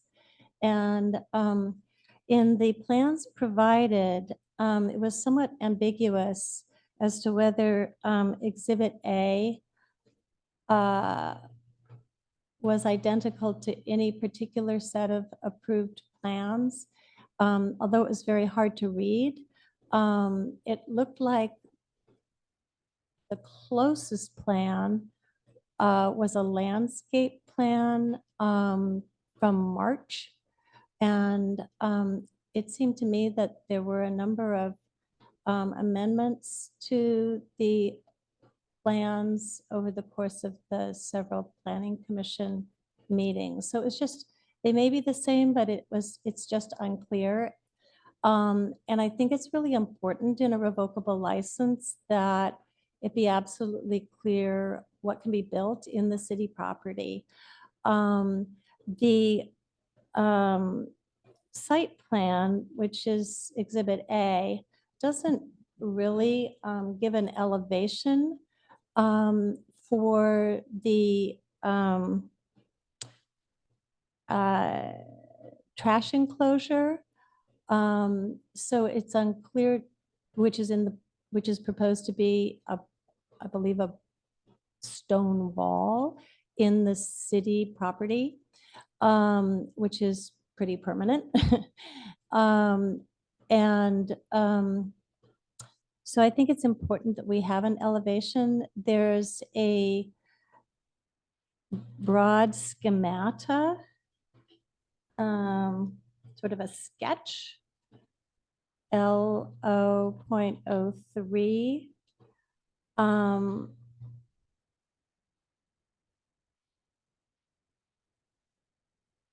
That looks like that wall would be higher than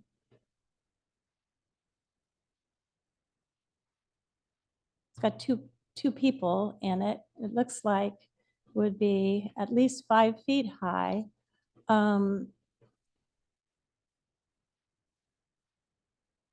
Which is inconsistent with Exhibit A, which says 4 feet high.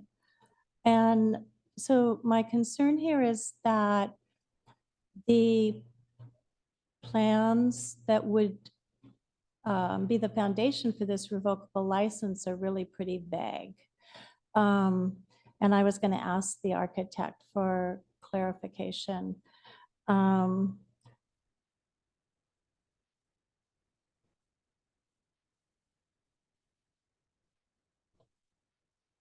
And then, so I guess if you have approved plans, perhaps the revocable license should specifically identify what those plans are by perhaps number. I'm sure they exist because it wouldn't come before if it hadn't been approved, but it's unclear whether that is what's there.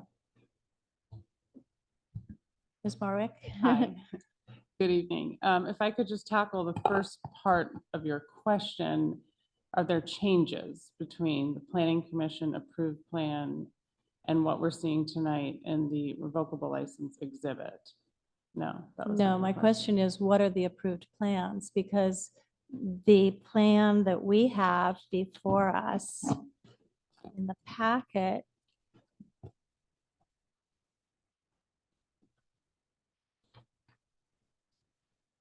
looks like it's L4.01.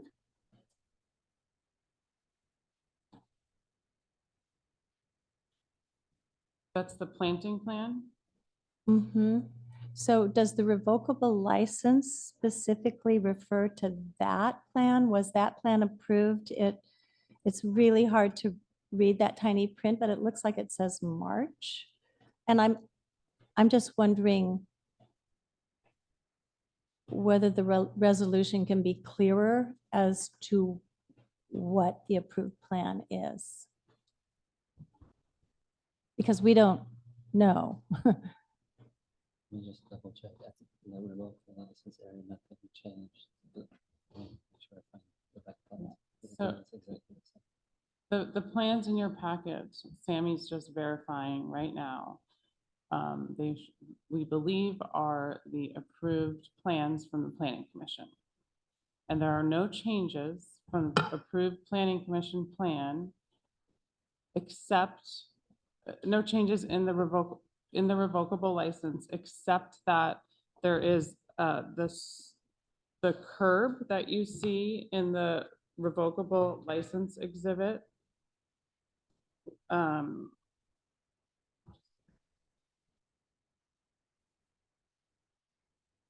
Here. Is now concrete, sorry, okay, I'm sorry, it's in the exhibit, it says new concrete curb and stormwater control. Yes. Planning commission plans had it as a stone curb. It is now a concrete curb. And how high is that? That's a good question. W3 is identified as plus or minus 9 inches. Thank you, Peter. Where do we see that? Peter? That's the, in the plans, that, not the concrete curb, but the stone curb is called out as plus or minus 9 inches. And I imagine that's even below asphalt, but I imagine, I mean, Tony can confirm this, but there's some pretty standard specs for a concrete curb. Okay, so if I were a purchaser of this property in 20 years, would I know what I could have as a curb there? In other words, is this clear enough for a successor in interest, for example, to understand what they can and cannot build, what they must or must not maintain, to be in compliance with what we're being asked to approve tonight? Can I jump back to one thing? Sure.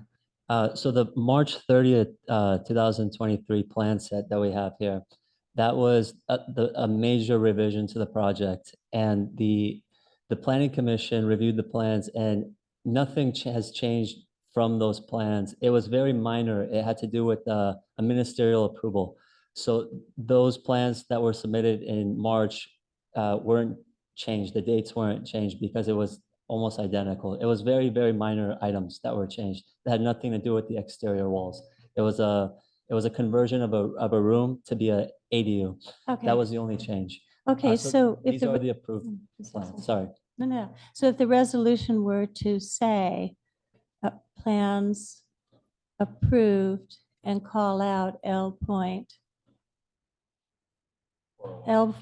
4.01 dated such and such, that would be accurate. Yes. What is the date? I couldn't, it's March 30th? Looks like March 3rd. The plans themselves, on the right-hand side in the tab, not for construction, there's a revision date, resubmittal date, March 30th. 30th, okay. And then revised 4/28, 2023 as well. Okay, then my next question was on LO.05. It is also a drawing, a sketch, and it says west illustrative section elevation at property line. And there's a little section at the top where it's flat before the topography descends abruptly. Do you see that? Is there a flat area in the area of the trash cans at the property, inside of the property line?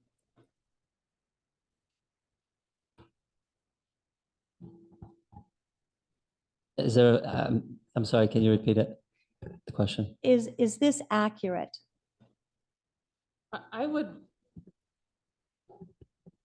I don't think any color rendering is 100% accurate Right. in any set of plans. Right. I would not rely on a color rendering for accuracy or details or measurements or anything of that matter. I would rely on it for colors, materials, sort of the general idea of what it will look like. So that's my understanding as well. Do we have anything that shows that at the point of the trash enclosures, the topography descends immediately? And the reason I'm asking this is that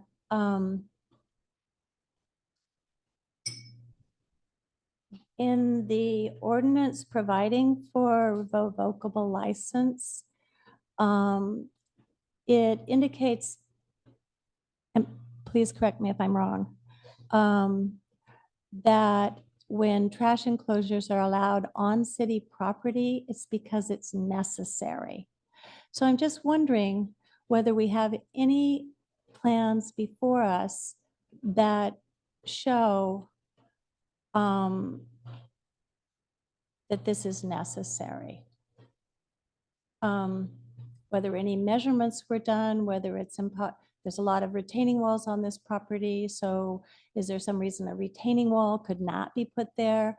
Was there any inquiry that, or offer by the applicant that it was necessary to put the 4-foot high stone wall on public property? I mean, if there wasn't, it doesn't, I just want, it's a yes or no I would question. imagine there's a drop off. I don't have a section or a survey with the topography on it. Okay, but that's the sketch. We should not rely on that sketch. No, but I mean, I Okay. can imagine. Yeah, okay, thank you very much. Those are my questions. I really appreciate your trying to answer on behalf of the applicant who's not here. Thank you. Thank you. Vice Mayor Mark? Yeah, if I could follow up on that real quick. You're running into a couple longstanding planning commissioners, so I'll apologize for this. Just a quick comment. There are two sets of immediately adjacent risers, which I can count to about 15 or 18 risers. So I would think there's a pretty large drop off almost immediately there.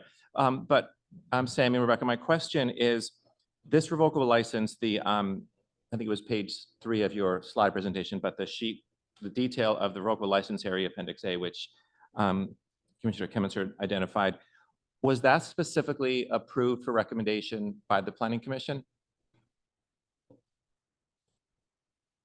That was yes, that was the same exhibit that was approved. Okay, so I mean, Or recommended for approval. Recommended. that's getting to my point, and I think probably the Commissioner Kemminster's point as well is when we see a difference between a set of plans, and there are differences here, not only the curb, but the landscaping looks different, the tree distribution is a little bit different, which is all most likely 100% fine, and I'm sure the Planning Commission has looked at that. But it's that piece of information is valuable, just that this was reviewed by Planning Commission and it was approved in the context of the overall application, notwithstanding the modest changes there. I would also, and I mentioned this to Sammy today separately, that those differences between this revocable license final agreement and the Planning Commission entitlement, ultimately, those differences, the landscaping differences in the curb, I would try to resolve those from a paperwork perspective, so there's no discrepancy. So as Councilmember Kemminster talked about, down the road, there's no discretion. So there's no confusion that, wait a minute, I'm allowed to put in a stone curb, or the tree was approved in this plan where it wasn't in the other plan. Things along those lines. Thank you. Thank you. Any other questions or comments of staff at this time? I would just echo the question from Councilmember Kemminster. There's, one of these plans, L 6.01, shows a retaining wall that's 16 feet, 6 inches high to hold back the hillside to accommodate the driveway. And it raises, in my mind, the question of why it would be necessary. I mean, that obviously reflects a steep drop off, but it also reflects the capacity to build on the private parcel and not in the right of way. And I guess it's more of a rhetorical question about why the garbage can enclosure couldn't be pulled back out of the public right of way. But that's not, I'll leave the question there. Before we, why don't we open this up for public comment? Is there anyone here who wishes to address this item? I don't see any. Is there anyone on Zoom? Mayor Lynch, I see none. All right, we'll close the public comment and bring it back for discussion. Councilmember Kevin, could I ask you to begin? Yes, thank you. It's more fun to start when I have a ready yes, but I'm going to start with some questions that I've been mulling over, and certainly want to hear from my fellow council members.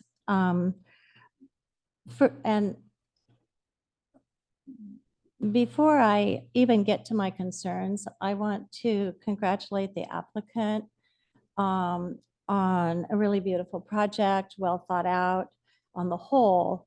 So from a design perspective, which is not necessarily before us tonight, I'm really pleased to see such an improvement to a 3-parcel segment now combined that has been an eyesore to Belvedere for a long time. So any criticisms I may have are minor compared to my gratitude to the applicant for coming before us with such a great improvement to that area. I was concerned about the curb just because it is quite far out into the street. But I appreciate the comment of Peter Mark that curb as defined is certainly low and standard, not something that would later be referred to as a berm or something of that nature. And the plantings are similar, although somewhat deeper than the previous revocable license, which is in the materials. So as long as it doesn't narrow the street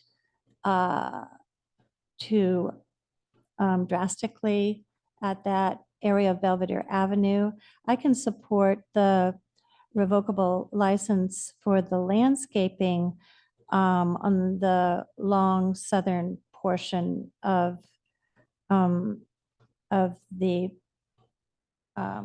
property, the combined merged property. But I do have a problem with the enclosure, the trash enclosure. And my understanding of the code in section 19 is that where trash enclosures are allowed in a revocable license area, there should be some showing of necessity. And I share the comment I just heard from my fellow council member, actually, that there are a lot of retaining walls that have been proposed on this property, a lot of rearrangement of the topography, and it seems certainly that a very small retaining wall would be more appropriate to support that trash enclosure at the northern section of that property. So because I can't approve the entire revocable license request, I would have to vote no. I don't think we can amend it without the applicant being here, which is disappointing in a way because I do approve of the rest of it. But I'm very interested to see what my other council members have to say. Thank you. Vice Mayor Mark. Thank you. Spent a fair amount of time reviewing the Planning Commission's deliberations, number of meetings, as well as previous incarnations of this plan. Have had a conversation actually with the planning chair about it as well. And I'm quite confident the degree to which they've reviewed this, given the guidance that they've had relative to revocable license areas. I can approve this. I'd be comfortable making this approval, but I would note that Councilmember Kimitzer brings up, very valid points, and we've brought this to city's attention following up our retreat last year, this past part of this year, trying to bring an item forward. So I would encourage that to come forward, a discussion of revocable licenses, because how the Planning Commission determines fences, enclosures, utilities, gates, and so forth, it tends to be a moving target. And I take your comment very, very seriously about that enclosure, because if we were to have talked about enclosures and had that direction for the Planning Commission, when it's disfavored and when it's reasonably possible to move it onto private property, that would be more reasonable for an applicant. I don't find that right now, just because personally, because there's been no specific direction about that. And I think that's been a common practice in revocable license areas below 48 inches. So I can approve this, but certainly open to hear the comments of the rest of the city council. Thank you. Councilmember Wilkinson. As somebody who didn't serve on the planning commission, I've obviously listened very intently to both Nancy and Peter. What I hear and what I understand is that we don't seem to apply a clear policy on revocable licenses, and until we do, it seems like this application is very much in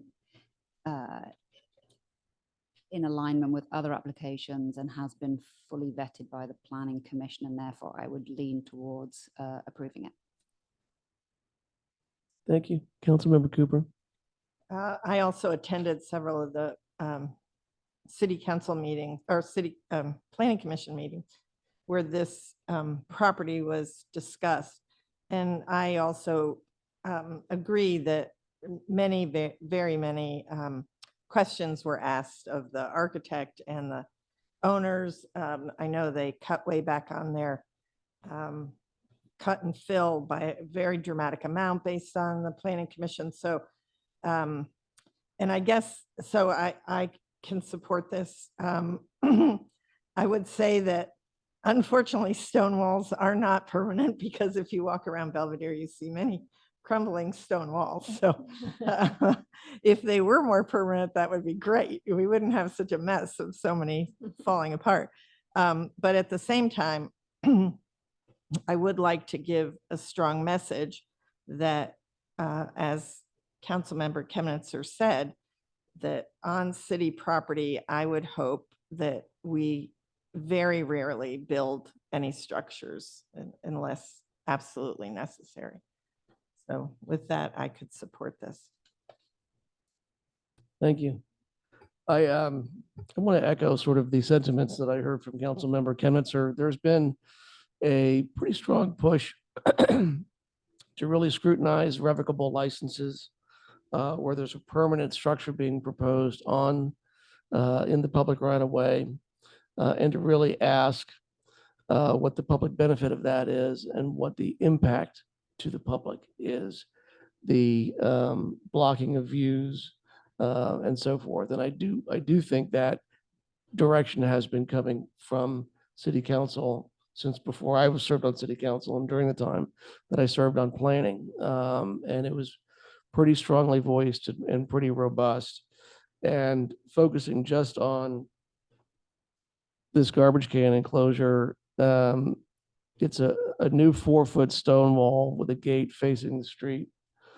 And it's 3 new 4 feet high concrete walls enclosing that garbage can enclosure, all of which is in the right of way. And it feels like that's exactly what we have been told not to permit, unless there is a showing of necessity. And So I would support the position of Councilmember Kevin for those reasons. The absence of necessity and the absence of a showing or clear showing of the utility and the benefit to the public. I say that also echoing the comments that this is a beautiful property. It's been dormant for a long time. Congratulations to the owner. And I recognize how much hard work went into this, including by the Planning Commission over a series of meetings and planning staff. I just want to say that on the record. I can also count heads. It puts us in a 3-2 position. But I'm willing to entertain a motion, but I do think we are all best served if we continue to really scrutinize and scrub and ask applicants what it is that why they need to build on the public right of way and what the benefiting utility is to the public when they do that. Can I ask a question? Would it make sense, given your concerns, to ask the applicant to come back next month and provide their justification, given that they're not present today? I think that would be helpful. I think Councilmember Kemmons, if I understood it correctly, would find that helpful. There are questions about what the drop off is and why it is that garbage can enclosure number 1 needs to be built out of 4 concrete and stone walls, why it needs to be the size that it is, why it couldn't be on pillars, why it couldn't be off of the right of way. Just something that we can hang our hat on, that we would say meets the standard that's set forth in Title 19. And I hate to make work for anyone. I hate to delay things and incur expense, but I personally would feel more comfortable if we could build that record, or perhaps come in with an alternative drawing that could be considered. I'll entertain a motion to approve it as it is framed. I'll entertain a motion to continue it, or any other motion. I move that we continue this to the next available city council meeting to give the applicant an opportunity to address some of the concerns raised at tonight's meeting. I can second that motion. Thank you. All in favor, aye. Aye. Any opposed? All right, the motion to continue passes. Thank you, everyone. That was a thoughtful and I think helpful discussion. That brings us to agenda item 6B, consideration of a revocable license for private improvements in the public right of way along Cove Road for the property at 31 Cove. Do we have a staff report, please?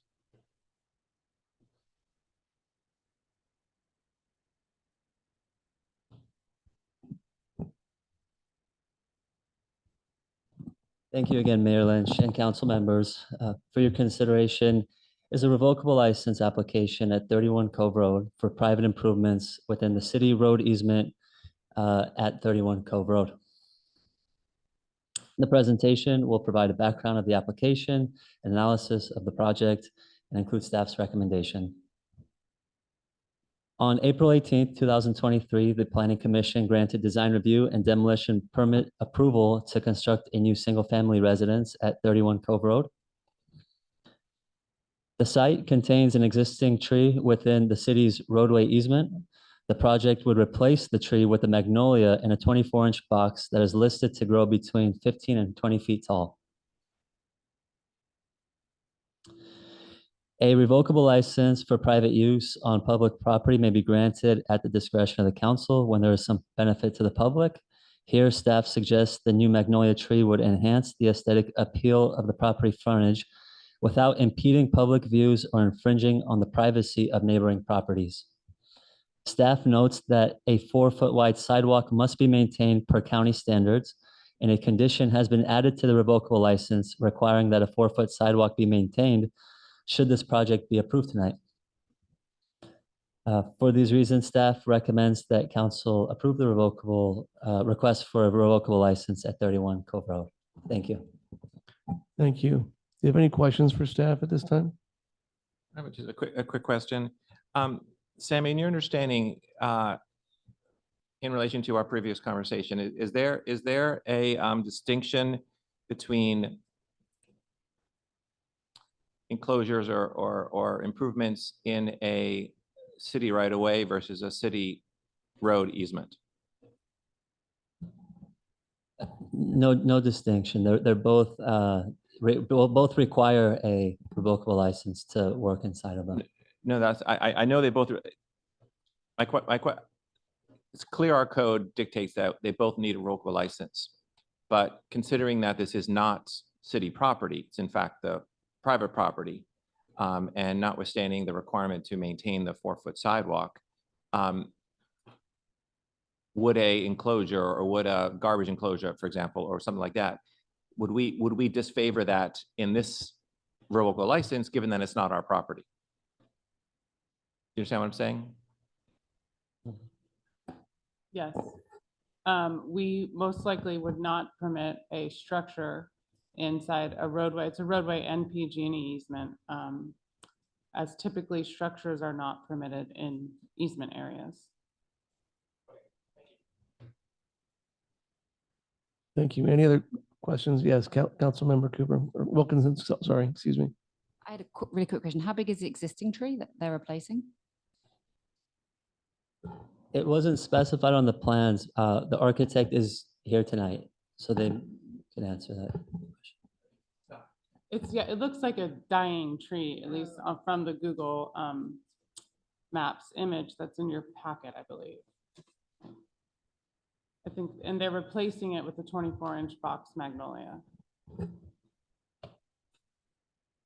So that fits into the existing grass sort of structure there where the tree is, or it would move into the pavement?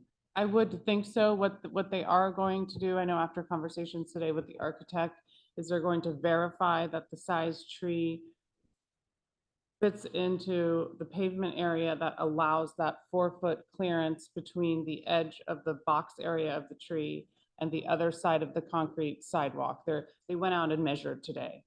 Okay, thank you. Mhm. That was my question also about how could you plant the tree and still have a 4-foot sidewalk? So thank you. So are we waiting then for confirmation from the architect? No, we haven't. No. Okay, We have verbal confirmation, and there's a condition either added or will be added as if it gets approved tonight, that the 4-foot width concrete is maintained. thank you. Any other questions for staff? I believe is that in paragraph 7 of the resolution before us tonight? So it doesn't need to be amended. We have before us everything we need. Is that correct? Okay, Paragraph 7 of the license itself. paragraph 7. Okay. Are there other questions, staff, at this time? All right, let me open this up for public comment. Is there anyone here who wishes to address this item? Seeing none, is there anyone online? Mayor Lynch, I see none. All right, we'll close the public comment and bring it back for any further discussion or a motion.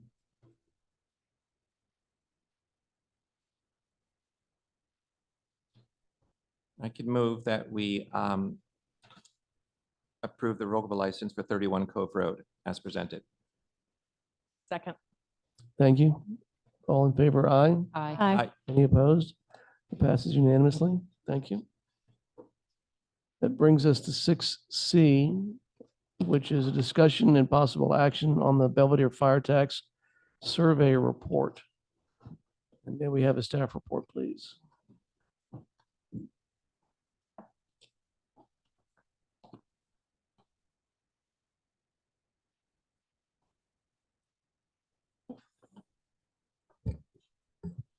Good evening, Mayor Lynch and council. Before you this evening are the results of the Finance Ad Hoc Subcommittee that was formed to look at possible funding options for the city's fire contract cost with Tiburon Fire Protection District. I would like to make an edit to the staff report at this time. For the record, that John Wilton was part of the ad hoc subcommittee and resigned as of June 22nd due to his reservations about the process of implementing the survey. I will be updating the staff report to reflect this edit after this meeting. And just to give a brief background, the original fire tax was implemented in 1981 to pay for the transition from an all-volunteer fire department to a contract for services with the Tiburon Fire Protection District. Initially, the tax covered more than the cost of the contract. Fire tax revenues increase based on the annual CPI and population changes each year. In 2000, after the voters passed a measure to increase the fire tax, it covered 86% of the contract cost. However, today it covers only 51%. This reduced the budget this year alone by over $1 million. As a full-service city with increasing pension costs and a large fire service contract with an insufficient revenue stream, the city is having to make difficult choices to divert funding for other services such as capital projects, infrastructure maintenance, and staffing needs. With council's approval at their June 12th meeting, the city engaged Team Civics to assist with the effort in determining the best alternative to address the fire tax revenue issue by conducting a feasibility assessment through polling of registered voters in Belvedere. The feasibility assessment was conducted from June 23rd through July 20th. The survey was conducted to help guide council's final decision whether to place a fire tax measure on the 2024 ballot. As we get into the polling analysis tonight, it is important to clarify that the city also has a reoccurring ballot measure, which is separate from the fire tax established in 1980. As part of this separate measure, the city is required to ask voters to approve a budget ceiling override every 4 years to spend the current fire tax revenues it receives per requirement of California Proposition 4.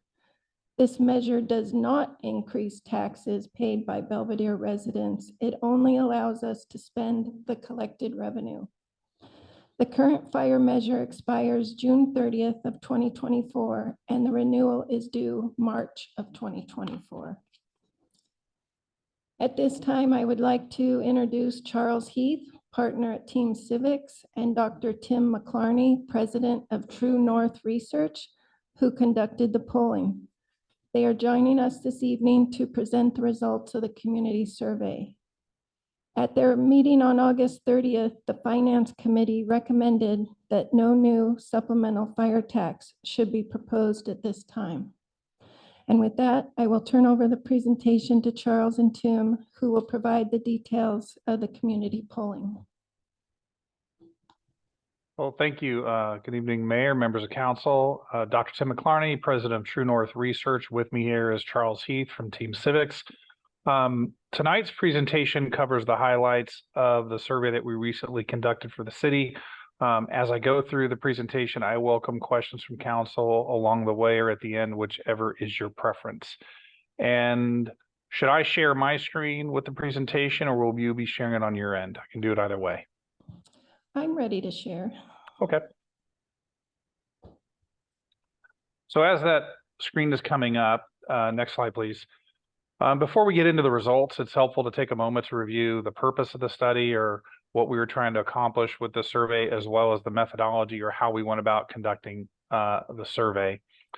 And on the next slide, you'll see that when we look at these, what we call revenue measure feasibility surveys, like this survey, it's really designed to kind of address three overarching questions. The first is just to determine, in this case, if a fire tax increase measure is feasible. What I mean by that is, if you as a council were to choose to place a measure on an upcoming ballot, does it have a reasonable chance of success? Sometimes the answer to that question isn't yes, right? We do the research, take a look at the numbers, and there's just no real clear path to get you from where you are today to where you need to be successful on election day. And if that's the case, we're the first people to tell you that. When we do find feasibility, the survey can also help us sort of create a measure in a way that it's consistent with the type of measure that your community is interested in supporting. Lots of components to any type of revenue measure in terms of what it is it's going to fund, what the price tag is in terms of the tax rate, are there any sort of accountability provisions built in, et cetera. And so the survey can help sort of structure a measure if you were to move forward with it. And thirdly, it's an important tool for understanding the role that information can play in sort of shaping voters' awareness of what the needs are in the community and ultimately their willingness to support these types of proposals. Next slide, please. In terms of the methodology or how we went about conducting the study, we use the same approach we use on hundreds of revenue measure surveys around the state, although we did enhance your methodology a little bit more so than we do for most clients, in part because of the small nature of your electorate and your community. So we start out with what we call a stratified and clustered random sample of likely November 2024 voters. These are voters who, based on when they registered to vote in the city, as well as their past voting history, we would expect to actually cast ballots in the upcoming November election.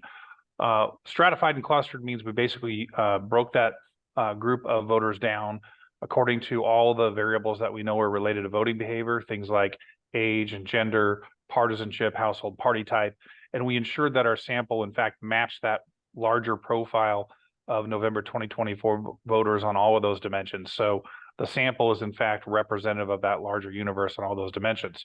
Where we enhanced with your survey is the number of recruiting methods that we use to reach out to voters. So in addition to email, text, and telephone, which are pretty typical of how we recruit for these types of surveys in other communities, we also introduced mail. So for everyone that was part of our sample, we mailed a letter to them, encouraged them to take the survey online and gave them a passcode to do so.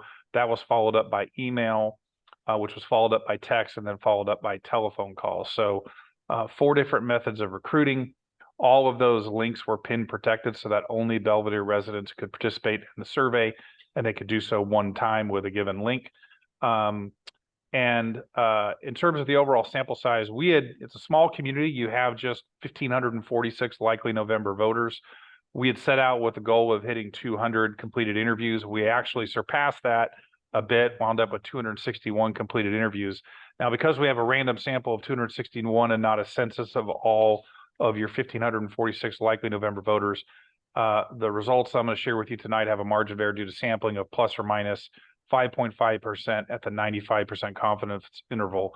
What that means is we can be 95% confident that the results that we'll talk about tonight are within 5.5% of what we would have found had we spoken with all 1,500 of your likely November voters.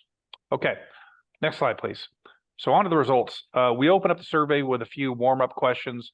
One of the first questions we asked was how they'd rate the overall quality of life in Belvedere. Would they say it's excellent, good, fair, poor, or very poor? Overall, you had 97% of your residents or respondents say that the quality of life in the city is either excellent or good, with more than 3/4 of them rating it as excellent. I get a chance to do this type of work for lots of cities around the state, more than 400 surveys for cities to date. And I can tell you that it's a rare day to see quality of life ratings that are this high. So clearly, residents sort of appreciate the exceptional quality of life that you have in your community. Next slide, please. We followed that up with an open-ended question where we said, if the city government could change one thing to make Belvedere a better place to live now and in the future, what change would you like to see? By open-ended, I mean that we didn't present them with the list of issues you see there on the slide. We simply allowed them to tell us in their own words what one change they would make to the community to make it a better place to live. We went back and reviewed those verbatim responses and grouped them into the categories that you see here. About 1 out of 5 respondents, 22%, said either no changes are needed, everything's great as it is, or they couldn't think of a change that would come to mind, which is kind of the ideal answer to this question, right? You're kind of giving them a soapbox and saying, step up on the soapbox, tell us one thing we can do to make Belvedere a better place to live, and they're kind of stuck for an answer. Among the specific responses, though, you had improving the building permitting process.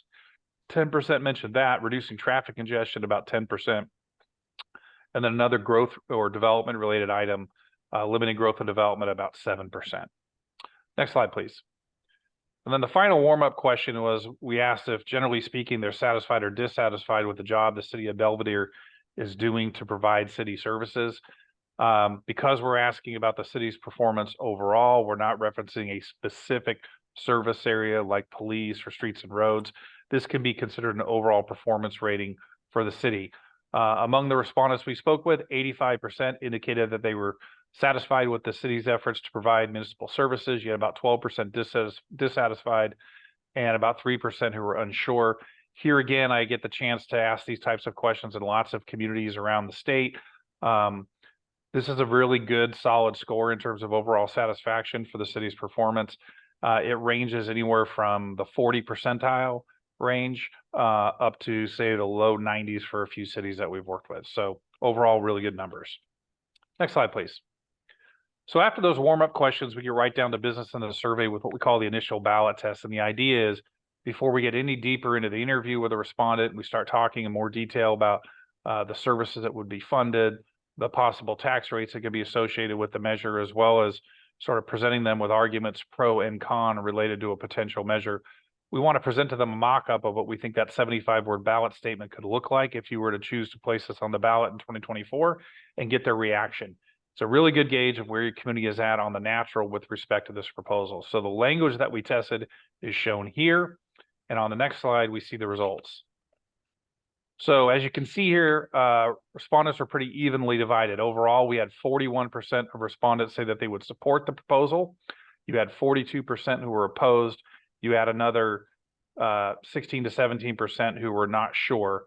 So in the state of California, for a parcel tax, which is defined as a special tax to pass, you need 2/3. So at this initial ballot test, we're sitting well below that 2/3 threshold. Next slide, please. So naturally, support for a tax measure can depend on the price tag. The higher that tax rate is, all other things being equal, the lower the support that we can generally expect. And one of the goals of the survey was to understand how price sensitive your voters are with respect to this proposed fire tax increase. And so for the tax threshold question, what we did is we started at the $980 mark and then tested $740 and then $498 per year in what's called a Dutch auction, where you start high and you go low. That's proven to be the most accurate way of identifying the sort of tax threshold comfort zone for each respondent. This also tends to be a little bit of a conservative read on support for a proposal because we're putting the blinders on a respondent. We're focusing their attention on the price tag, irrespective of the various services and service improvements that it would fund. And so you can see here in this slide that your voters are somewhat tax sensitive with respect to this measure. At the $980 mark, we had 38% who said they would support it. At $740, it goes to 41%. The moment you tick under 500, we see this sort of significant jump there. But even at the 500, we're sitting at 48% support, which is, again, below the 2/3 threshold that's needed for passage of a special tax in California. Next slide, please. So after we focus on the tax rate, we get to the projects and services section of the interview. Here is where we're trying to do two things with a respondent. One is we are starting to educate them more about what this proposal could accomplish. In that initial ballot test, we only had 75 words to be able to describe this proposal. Here we get to unpack it into a series of specific services that would be funded by the measure, and in that way, voters are getting a better understanding of what it is they're being asked to vote on. The other thing it allows us to do is to understand of all the ways you could spend the money if a measure were successful, which of these are ultimately your voters' priorities. And you can see at the top of the list, there's sort of 4 services that step out from the others in terms of the intensity with which voters would favor some of the funds being spent on those items. The top one is providing emergency medical, paramedic, and ambulance services 24 hours a day. And number 2 there is replacing outdated firefighting and life-saving equipment and supplies, followed by providing quick responses to 911 emergencies and providing fire protection and prevention services 24 hours a day. So of the services we tested, those were the priorities. Next slide, please. So if the council were to choose to place a measure on a November ballot of 2024, there would be an election cycle. And during that election cycle, there'd be a lot of discussion and debate in the community about your proposal. You would have advocates of the measure step up and talk to their neighbors and friends and share reasons why this is needed and why they should vote yes. You could also have some opponents who would step up and argue to their neighbor and friends why this measure isn't needed and why they should vote no. So for this survey to be a reliable gauge of the feasibility of this measure, we needed to understand not only where your voters are at on the natural today, which was that initial ballot test, but we also needed to simulate that discussion and debate that would occur during the election cycle, so we have an understanding of how that may ultimately impact voters' opinions about this proposal. So we do that by testing both positive and negative arguments. Shown here on this slide are the positive arguments that we tested. You can see that quite a few of those arguments resonated with your respondents. The top one being just a little history lesson about how this fire tax was originally approved in 1980 to provide full-time fire protection and emergency medical services, but that over time, the cost of providing these services has exceeded the revenue to the point where the current fire tax only covers about half the total cost of the services. So after the positive arguments, at this point, voters have heard more about this proposal than they did initially, right? We got to talk about the tax rates in more detail, which tends to be a little bit of a wet blanket on support for the proposal, but we got to also expand on a discussion around the types of services that can be funded by the measure, as well as shared positive arguments. So we circle back with what we call the interim ballot test on the next slide, which is where we convey that same 75-word ballot statement. We tell respondents, now that you've heard a bit more, where do you stand? And you can see that support ticks up a bit from where we were at the initial ballot test at 41%. We're now up at 45% at the interim ballot test. But again, that's still a little more than 20 points below the 2/3 threshold. Next slide, please. So as part of this measure, one of the challenges, obviously, with the fire tax is that the CPI that's built into it or doesn't accelerate at the same pace that, or doesn't, have a CPI, so it's not accelerating at the same pace as the cost of the services. And so we clarified that the measure that we've been talking about would include an annual adjustment of up to 6%, so that the revenue would grow as the cost of services had been growing, which traditionally has been about 6% annually. And what we found is that by clarifying that 6% escalator, it actually diminished support a bit, where we were at 45% at the interim ballot test. When they understand there's a 6% escalator built into the measure, support drops to about 41%. Next slide, please. And then we get to the negatives. And the idea behind the negatives is we're going to put on our opponent hat. We're going to pepper respondents with a series of negative arguments that are designed to persuade a respondent to vote no, so that we have a realistic understanding of how voters in your community may react if you were to place this measure on the ballot and should you get opposition during that election cycle. So you can see here we tested a series of negative arguments, again, some of which get traction. But the real question is what happens afterwards, and that's on the next slide. So what's interesting is at the end of this whole process, where they've had a more detailed discussion about the potential tax rates, they've learned more about the service that can be funded, they've been exposed to arguments both pro and con. At the final ballot test, we land with fairly even support. You've got about 44% who said they would support this proposal. You have 46% opposed and about 10% who are unsure. Last slide, please. So what does all this mean? Obviously, in the current climate, we don't see that a fire tax at the sort of tax rates that are needed to backfill your need is feasible. Because this is a special tax, it requires 2/3 voter approval to pass. And in the current climate, based on this polling numbers, we're well under that.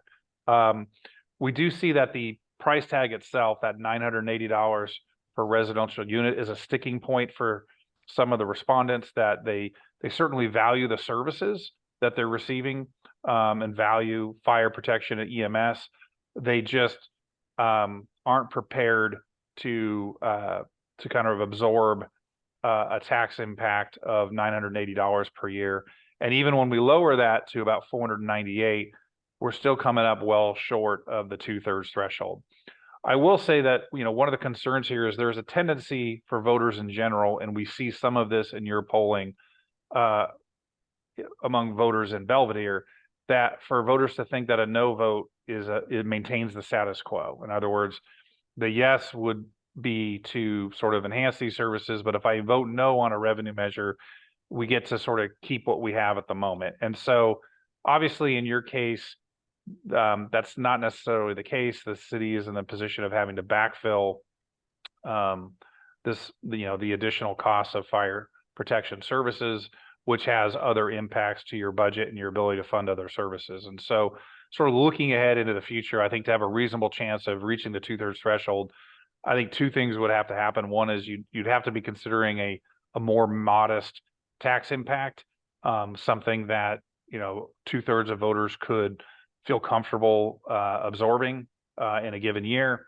And then also, I think it's important that all voters understand what's at stake. I mean, meaning there'd have to be lots of education and outreach so they understand that a no vote doesn't mean status quo, it means something else. And so with that, let me end the presentation and I welcome questions from council if there are any. Thank you for that presentation. Do we have questions at this time?